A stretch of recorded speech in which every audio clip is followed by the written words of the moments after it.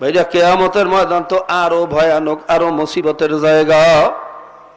আল্লাহ রাসূল সাল্লাল্লাহু আলাইহি ওয়াসাল্লাম বলেন, কিয়ামতের ময়দানে সমস্ত মানুষগুলা উলঙ্গ অবস্থায় উঠিয়া শুধু পাগলের মতো দৌড়াইতে থাকবে।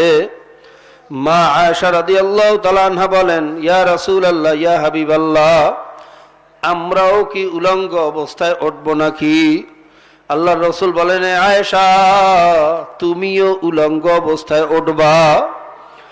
আয়েশা রাদিয়াল্লাহু তাআলা আনহা বলেন, ইয়া রাসূলুল্লাহ, ইয়া হাবিবাল্লাহ, কিয়ামতের ময়দানে কোটি কোটি মানুষের সামনে উলঙ্গ অবস্থায় কিভাবে দাঁড়াইয়া থাকবো?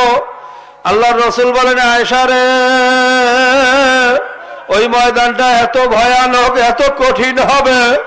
ওই ময়দানে ওঠার পরে সবার চক্ষু যে উপরের দিকে উঠবে, নিচের দিকে চাওয়ার হুঁশ কোনো মানুষের হবে না, কারো দিকে তাকাবার সময় কোনো মানুষে পাবে না রে আয়েশা।